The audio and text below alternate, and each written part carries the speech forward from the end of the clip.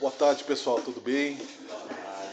Eu sou Miguel, muitos já me conhecem, outros vão me conhecendo também. Eu sou trabalhador aqui da casa e a gente vai falar sobre espiritismo. Então vamos fechar os olhos primeiro, juntos, para fazermos uma oração para que a gente possa elevar a nossa vibração ao nosso Deus Criador, para que nós peçamos a assistência de Jesus Cristo, dos nossos mentores, anjos da guarda, amigos espirituais, que nos inspirem, que nos auxiliem, e que nesse momento, Senhor Deus, nós possamos, conforme a oração do Pai Nosso, nos subordinarmos à Tua vontade, ao Teu desejo de nos elevar como espíritos, como criaturas humanas, como consciência, e que nos deu, através desta oportunidade do raciocínio, a oportunidade também de conhecermos um pouco mais dos objetivos da vida. Que seja feita a Tua vontade, Senhor, esteja conosco e que assim seja. Sempre é importante a gente relembrar que, quando se fala em nome de Jesus Cristo, numa vibração que representa, a sua espiritualidade maior, há um grau de responsabilidade e de seriedade muito grande nisso. E que não representa, é claro, o nosso nível de aperfeiçoamento, justamente porque estamos juntos na mesma direção de progresso evolutivo, ao qual temos deveres e direitos a serem observados, E esse momento de diálogo espírita sempre é oportuno para relembrarmos, e não para impormos nenhum tipo de sermão e nem algum apontamento de consciência, porque isso tudo já está muito claro no que disse Jesus, que a cada um segundo as suas obras e a cada um segundo a sua própria responsabilidade e consciência. Então o Espiritismo tornou isso tudo muito claro, novamente, com a codificação espírita organizada por Allan Kardec há quase 200 anos, por volta aí de 1840, quando ele começou a estudar e depois publicar os livros, que se transformaram no Pentateuco Espírita, base, alicerce do Espiritismo renovado. A mensagem de Jesus renovada. E gosto de lembrar também, o que disse o apóstolo Paulo, que eu posso observar em tudo aquilo que me é apresentado algo de sabedoria, e saber filtrar aquilo que é bom. Então, nós entenderemos ao longo das jornadas de consciência que vamos vivendo em nossas vidas que o Espiritismo não é a única religião, não é a primeira e não será a última. Não é a religião do futuro, mas que no futuro as religiões entenderão da mesma forma como o Espiritismo relembra os mundos espirituais, porque antes disso, e eu intuía de alguma forma isso, particularmente por observar caminhos de outras filosofias e religiões, como o hinduísmo, como a Seishonoye, como o budismo, como os Hare Krishnas, não é? E não por coincidência, estava ouvindo o Divaldo Franco ontem, numa das suas palestras, que estão gravadas no YouTube, e ele dizia exatamente isso. Eu acabei de ler um livro sobre uma interpretação do Bhagavad Gita, por Yogananda. Bhagavad Gita surgiu lá na Índia há mais de 5.000 anos atrás. E você pode trocar as interpretações quase todas por aquilo que Jesus disse quando estava aqui na Terra, lembrando que a gente tem que levar a luz, expandir a verdade, e que o Consolador prometido na visão do Espiritismo, na mensagem de Jesus trazida, também relembra essas questões, que nós somos consciência puras, criadas por Deus no nosso eu superior, e que precisamos relembrar esta origem para reconquistarmos a felicidade.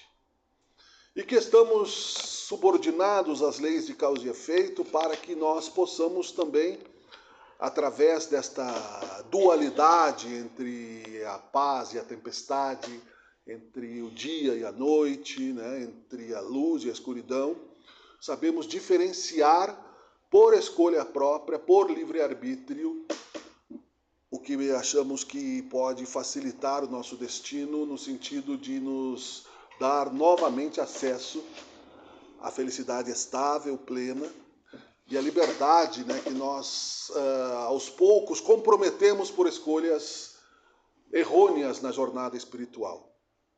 Então, estamos vivendo uma jornada temporária, quando estamos encarnados, e quando estamos desencarnados, muda a relação tempo-espaço de alguma forma, mas também ainda, né, através dos princípios da memória e da consciência, nossa experiência tem certas limitações. O fato é que não só o Espiritismo, mas todas as religiões que compreenderam os mundos espirituais com mais clareza e a ordem do universo e a grandeza de Deus, têm a certeza da imortalidade da alma e do processo evolutivo ao qual estamos colocados e ao qual estamos mergulhados e ao qual estamos, né, exercendo o direito de agir ou não agir na direção, né, de alguma coisa que é concreta no sentido de experiência, de sabedoria e de ser. Eu escolhi, quando passei o título, né, da exposição de hoje, Abrir aos Ouvidos, porque é isso que nós precisamos, pelo que tenho visto, usando a mim mesmo como consciência em experimentação, que é o fato de, como dizia Jesus, ouçam aqueles que têm ouvidos para ouvir, mas quando nós nos colocamos na condição de querer ouvir, isso afeta já a nossa forma de pensar de alguma maneira, ao qual nós já não estamos mais na zona de conforto. Nós já não aceitamos mais passivamente a realidade que nos cerca sem uma compreensão racional, que é a fé raciocinada.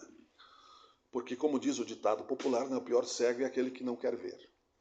O ouvir nos traz responsabilidades, porque nós precisamos ter um certo julgamento sobre aquilo que nós ouvimos. Nós temos que ter um certo critério, né, de consciência para saber se aquilo tem fundamento ou não. Nós temos a condição, como disse Jesus, dentro de nós mesmos, não é devido à nossa consciência interligada com Deus, que é parte de nós mesmos. Nós não estamos fora de Deus, estamos dentro da consciência divina, Ele está, né, vivendo conosco em respeito, é claro, à nossa individualidade. Ele mesmo criou essa individualidade e não afeta, né, o livre-arbítrio, a lei que Ele mesmo nos deu para escolhermos se o amamos ou se o renegamos. Perceberemos então que, sendo também consciência divina no nosso nível superior, nós temos também sabedoria individual. Nós não dependemos somente daquilo que Jesus viveu, daquilo que Krishna viveu, daquilo que Buda viveu, até porque Buda, né, viveu a experiência, ele era um príncipe, né, e Siddhartha Gautama vivendo num palácio cercado de benesses, mas a sua espiritualidade, que já vinha, né, no ciclo das reencarnações, tinha uma necessidade de conhecer melhor o que era o sofrimento, o que era a dor, e o que era o envelhecimento, e o que eram questões que para ele, até certo ponto, eram ignoradas. E a partir disso ele tinha então já uma base de sabedoria que não foi obra do acaso, que não surgiu simplesmente do nada, naquela consciência privilegiada, se fosse por uma visão melhor do que a de outros que sofrem até hoje, como nós, leis que nos prendem na causa e efeito. Causa e efeito que no Bhagavad Gita é considerado karma, mas há uma diferença nisso. Tem o Dharma e tem o Karma, né? E lá também, lendo também este livro, né, que é a interpretação do Bhagavad Gita, eu repito, do Yogananda, a classificação das categorias de espíritos, que Allan Kardec colocou muito claramente, não é? No livro A Gênese e no livro dos Médiuns, as possibilidades, não é, hierárquicas de desenvolvimento psicológico e mental que são para a visão do espiritismo passíveis de mudança. Posso ser um espírito hipócrita, posso ser um espírito inferior, posso ser um demagogo, posso ser um caído, mas eu posso me transformar pelo amor e pela bondade, pelo desejo de escolher melhor caminho através, né, dessa visão de fazer o bem, de fazer a caridade e de fazer amor.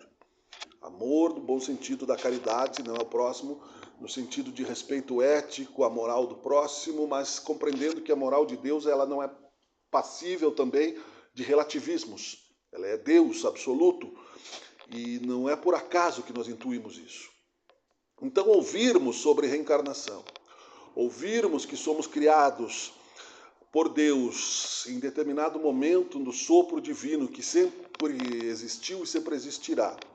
E o próprio Divaldo, né, em algum momento dessa mesma palestra, né, chegou nesse nosso enigma, que é natural, e aí ele mesmo brincou, né, cala-te, consciência rebelde, porque é difícil imaginarmos uma criatura que não foi criada. Então ele não é uma criatura, né? Não pode se considerar Deus uma criatura, um ser, uma personalidade, e mais ainda sendo bom, que nos protege e que nos atrai para si o tempo todo, né? É muito ainda matemática a nossa consciência, e aí a fé raciocinada ela vai esbarrar justamente, né, nessa vontade dos cientistas em encontrar uma equação de Deus, né, a matemática de Deus, né, 2 mais 2. Mas se Deus está fora do tempo e do espaço, essa matemática, essa física, essa química é projeção dele próprio. Nós, talvez, né, num futuro distante, que é infinito, tenhamos a capacidade de compreender sem questionar, né, a existência de um Deus, vendo que os seus reflexos são de bondade sobre nós. Vida após vida nós testamos a bondade de Deus e Ele permite. Por isso mesmo, não é? É que nós observamos que as escolhas que nós vamos fazendo ao longo da sabedoria que amadurece em nós próprios vão se tornando mais eficientes no sentido, não é, de errarmos menos e evitarmos certas, né, formas de comportamento que nos causem ou causem a outro, né, sofrimento, porque entendemos que há uma interligação energética em tudo isso. Ouvir, então, abrir os ouvidos para essas questões todas cotidianamente é também abrir o ouvido para a nossa própria consciência. O Espiritismo coloca que nós temos, né, um anjo da guarda, um mentor espiritual que seja, alguém que é um pouco melhor do que nós e que quando reencarnamos está também como, né, nosso tutor, nosso mentor mesmo de evolução. Como numa faculdade, temos um mentor que nos orienta, um orientador. Se você tem um trabalho a fazer e você quer subir de grau na sua classificação, você vai lá e você se aconselha qual é o melhor caminho para o seu trabalho, para a sua tese, de que forma você pode, né, agradar melhor a banca julgadora, enfim, né? Há uma similaridade nisso intuitivamente. O nosso anjo da guarda é alguém que nos ama e fica responsável por estar conosco nos momentos mais difíceis de nossas escolhas para nos sugerir a melhor consciência ética, não para se impor sobre ela, né? Mas sempre que nós estamos indo na direção contrária, se abrirmos os ouvidos da consciência, saberemos que não é a nossa própria voz que fala no pensamento, mas alguma coisa nos intui a não agirmos na direção do endurecimento, né, do embrutecimento do egoísmo, da vaidade, das escolhas, né, que nos fazem atrasar a nós próprios e atrasar, portanto, né, a teia de relacionamentos que nos cerca, porque nós somos responsáveis não somente pela nossa própria consciência, mas também por aquelas que nós nos relacionamos. Disse por intuição também, né, o Saint-Exupéry, escritor francês que escreveu O Pequeno Príncipe, né, que somos responsáveis por aquilo que cativamos. Então, né, nosso amor precisa e deveria ser incondicional à medida que nós entendemos a essência do amor. Não é. Nós queremos o resultado das coisas. E há também um comparativo disso, né, no Bhagavad Gita com o que disse Jesus, que disse, né, vai e não olhe para trás. O resultado das tuas ações estão nas mãos de Deus. A semeadura é livre, mas a colheita é obrigatória, só que nós não sabemos como nós vamos colher essas questões de amor, não é? Nós ficamos ligados aos resultados da lei de causa e efeito, o que muitas vezes nos atrapalha, nos atrasa, porque achamos que a simples caridade e a simples, né, ilusão de que perdoamos vai nos libertar já, imediatamente, para uma felicidade absoluta, mas quando não temos acesso, né, ao nosso mapa de ações de vidas passadas e não sabemos como a justiça divina vai agir na direção deste caminho de liberdade, criamos ansiedades ao invés de criarmos, né, expectativas positivas de que, confiando no depósito de Deus, né, Jesus mesmo disse que o amor divino paga 100 por 1. Como eram muito matemáticos os hebreus da época, como somos, né, vamos incluir junto os materialistas de hoje, não é? Onde tudo é matemático, tudo é científico, tudo é calculado no sentido de lucros e perdas, dizia Jesus, então, metaforicamente, não é, que investirmos no amor incondicional nos daria, né, um reino de paz e felicidade muito maior do que nós podemos calcular matematicamente, não é?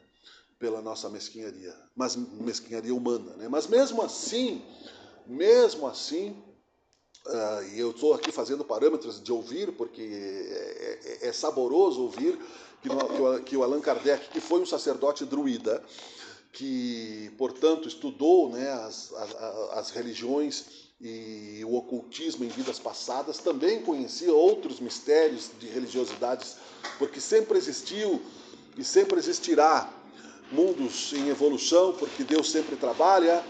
Trouxe também vários outros parâmetros inspirados pelos espíritos para que nós tivéssemos essa comparação. E disse que em algum momento, né, Emmanuel, que a maior caridade que se faz para com a doutrina espírita é a sua divulgação. Yogananda disse que quando nós compreendemos Deus e temos um raciocínio, temos para agradá-lo a melhor forma de fazermos isso é compartilharmos, né, esta esperança, esta certeza de que a morte não existe e de que sim, estamos realmente ainda vivendo essa experiência de causa e efeito que nos causa dor e sofrimento. Que ainda estamos vivendo em algum momento a necessidade de experimentarmos esta dor, porque ainda estamos presos ao ego, que é aquilo que Joana de Ângeles fala em seus livros, aquilo que o Divaldo Franco mesmo citou nessa palestra que eu falei, no sentido de que as outras religiões inspiradas por estes avatares não foram obras do acaso, tem um planejamento, e que basicamente, né, o Espiritismo tem o dever de ampliar a certeza de que não há complexidade no mundo espiritual.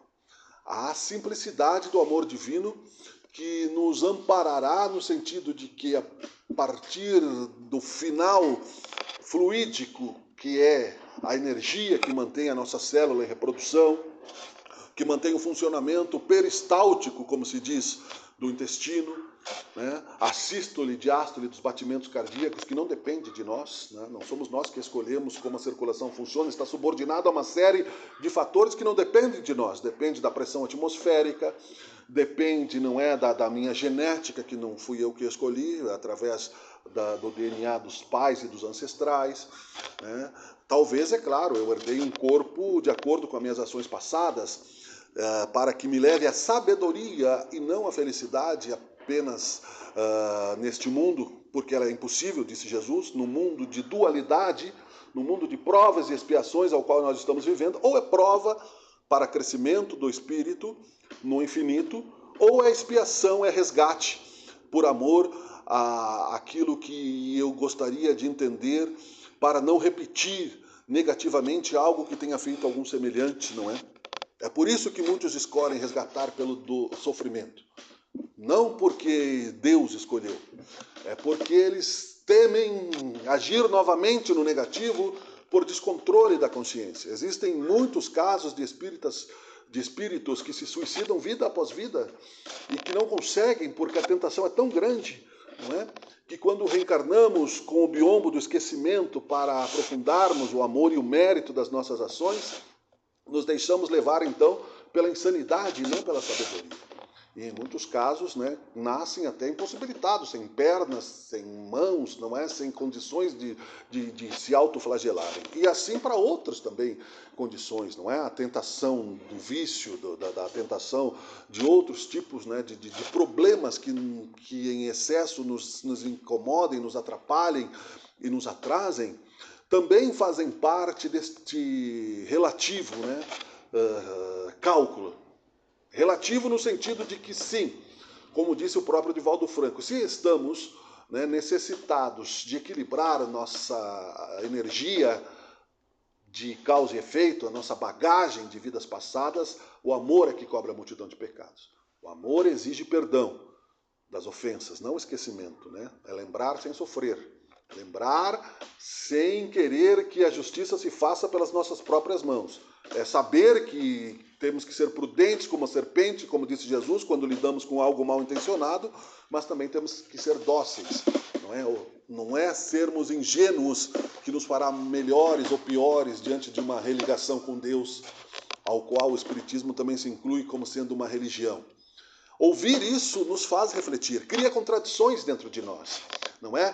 Cria momentos, inclusive, não é, de desvio do ideal, daquilo que é colocado como modelo de transformação, mas que nos faz querer voltar, não é? E lembrava, não por acaso, quando pensava nessas questões, que quando estamos, por exemplo, descendo a serra, e nos aproximamos do litoral, nós começamos a sentir a mudança, né?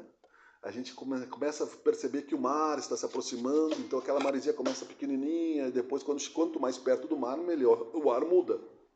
Assim é, né? A mesma coisa se estamos num lugar muito quente, numa cidade, num asfalto muito quente, nos aproximamos de um bosque e sentimos, né, a energia daquele vento, não é? E aquela brisa, percebemos o quanto isso se torna agradável. Então, nós sabemos quando o espírito está sombrio, está negativo, está longe, né, do amor. E a oração tem, né, essa força energética, esse combustível de nos tirar do deserto e nos levar, né, para oásis de esperança, que é a certeza de que esse Deus que nós intuímos e que está dentro de nós é bom, ele é misericordioso e ele sabe o quanto nós estamos sofrendo, às vezes por escolhas dolorosas que fizemos e que escolhemos antes de reencarnar na possibilidade, né, de eventos, de provas, né, no currículo da evolução, não é? Nas cadeiras eletivas no mundo espiritual, para que nós nos graduemos, para sairmos da encarnação melhores do que entramos, algumas formas, não é, de enfrentarmos grandes ou pequenas dificuldades, e cada um então saberá, né, onde está a sua própria forma de impor a si mesmo a transformação. Não julgueis, disse Jesus, porque à medida que nós julgamos, seja o amor, seja a dor, seja o conflito, seja a perversidade do próximo, esquecemos, né, da tolerância e da caridade, do respeito que nós devemos ter ao tempo e à tentação futura, inclusive, que pode acontecer conosco próprios. Então Jesus dizia isso: Pai, perdoai-os porque não sabem o que fazem. Quando um avatar como Jesus irradia-se, né, no planeta Terra, vindo de regiões infinitas, nós percebemos que sim, isso explica, por exemplo, como outros tantos intuíram que Jesus tirava os pecados do mundo. Não quer dizer que ele tirasse a responsabilidade sobre os nossos ombros, mas ele mudava a energia, e muda ainda, né? Mas mudou a energia através de uma vibração tão alta que aquela tempestade de karma coletivo que estava colocada para acontecer foi adiada por algum tempo, para que nós pudéssemos refletir e transformar então aquilo que era, né, para muitos o chamado pecado do mundo, mas que seja o erro coletivo da consciência egoísta, grupal, que busca, né, conflitar a outra aldeia, o outro grupo, a outra família, né, o outro colega de trabalho, não é positivo e que pode ser mudado através da caridade e do amor, e não da dor. Porque para cada assassino deveria ter outro assassino, se fosse a lei de Deus, olho por olho, dente por dente. Para cada adultério teria que ter outro adúltero. Para cada ato de corrupção teria que ter outro corrupto. Então, quer dizer, não faz sentido, né, nessa questão, não terminaria nunca. né? O próprio Nelson Mandela, quando depois de ficar 30 anos preso e eleito presidente da África do Sul, pregava a paz e dizia que a vingança não levaria, né, a ele a esquecer a aparente injustiça que fizeram com ele naquela encarnação, e se fosse assim se viveria, né, numa terra de cegos, né, no olho por olho, dente por dente. Gandhi sentou-se, eu repito, na beira da praia com os indianos, evitando um massacre dos soldados ingleses em busca da paz. Jesus não reagiu com violência, poderia ter dito a Pilatos, né, que o seu reino, né, de espíritos fortes e vigorosos poderia, né, derrubar o Império Romano com sopro, mas esperou o tempo que é de Deus e a vontade de Deus, né? E Deus escreve certo por linhas tortas, é um ditado simples, mas bem prático, né? Um exemplo prático de que a nossa consciência às vezes funciona simbolicamente, o número 304 se aplica muito no meu dia a dia e eu não sei porquê. No endereço de uma casa que eu morava, nas placas dos carros, eu via esse número em tudo que é lugar. E aí eu não entendia porquê. Um dia eu peguei o evangelho que meu pai me deu lá em casa, uma edição antiga, abri a página 304 e ali está a oração dominical do Pai Nosso, que é no final do evangelho. Não é só o Pai Nosso como nós conhecemos. Então eu entendi que aquela mensagem é cotidiana, porque ela fala para que nós não invejemos, né, e nem exultemos com o destino do outro, para que nós olhemos, não é, para o nosso próprio destino de uma maneira individual, e que para que possamos amar ao próximo como a si mesmo, temos que nos entender, temos que nos amar, temos que ter uma certa indulgência sobre algumas coisas que não conseguimos ainda vencer, mas, claro, saber que somos, né, perfectíveis, que podemos melhorar. Um outro exemplo também nesse sentido, né, de auto-perdão, está nesse livro da interpretação do Bhagavad Gita, que vem em paralelo com o Espiritismo, que é quando estamos diante de uma dificuldade, de um desafio de personalidade, de egoísmo, de medo, de materialismo, o devoto, como eles chamam, né, pode olhar para si e não dizer eu não vou vencer, não consigo vencer, mas dizer eu ainda não venci. Eu posso vencer, eu ainda não consegui, mas eu vou vencer. O quê? Né? O tempo? Não. Todos nós, né, vamos em partes, né, morrendo. Não é? Em parte nós vamos morrendo. Algumas antes, outras depois. Partes de nós não se replicam mais como somos crianças, né? Porque é da vida. Né? Os cabelos caem, né? As células já não são iguais, a visão se turva. Então a morte também é parte desta existência eterna. A morte no sentido simbólico da ilusão, sendo ela uma ilusão ao qual nós estamos aparentemente presos na certeza de que tudo é permanente, mas não é. Não somos permanentes. Aqui está posta uma sociedade há 40 anos, então ela é permanente. Não, daqui a 200 anos ela não estará aqui, provavelmente, ou 300. Né? A escola de Platão durou 800 anos. O próprio planeta, né, físico, né, terá o seu destino final. Não agora, não é o apocalipse, mas é matéria. Né? A matéria ela se desgasta porque nós estamos além da matéria. E precisamos cuidar da matéria, porque é ela que nos dá a consciência. Ela nos dá a certeza de que nós administramos esta energia, e esta energia é o caminho que nos leva a entendermos, então, esta consciência que é Deus, que nos criou e que nos dá a possibilidade de construirmos, através do fenômeno da compreensão de palavras e de culturas, esta realidade. Né? Esta realidade que aparentemente, como dissemos aqui, é estática, mas ela poderia estar acontecendo no mundo espiritual e seria tão real para a nossa consciência como é aqui, porque aqui é uma parte do mundo espiritual. A ciência sabe disso, porque nossos olhos só enxergam até um limite. Tem uma tabela para isso, né? Tem número X e número Y, vamos dizer aqui para não ir muito além, mas existe para baixo e para cima, né, também vibrações de luz que os animais enxergam, né? Por que um cavalo para quando vê um espírito no meio da floresta, né? Por que os gatos, como apareceu no filme lá, no Ghost, né? O gato via lá o rapaz que tinha desencarnado lá? Porque eles enxergam o mundo espiritual. E por que ele conseguiu chutar uma latinha na rodoviária? Porque é energia, uma outra dimensão de energia. O ouvido também, né? Ele ouve determinadas frequências, mas elas existem, né? Então, quer dizer, a matéria está baseada na tabela periódica, aqui nesses elementos químicos que nós conhecemos, mas não quer dizer que não exista uma possibilidade deles vibrarem de outras maneiras, Nós não enxergamos o controle remoto em contato com a televisão, nós não enxergamos, né, a vibração das palavras que estão... Como é que a minha palavra, formatada em letras, em voz, em tonalidade, saindo do meu pensamento, está chegando ao ouvido de cada um de nós que estamos aqui, inclusive os meus, não é? E cada um está interpretando com a sua própria experiência cultural de vidas passadas, desta vida, de vidas futuras. Isso já é um milagre.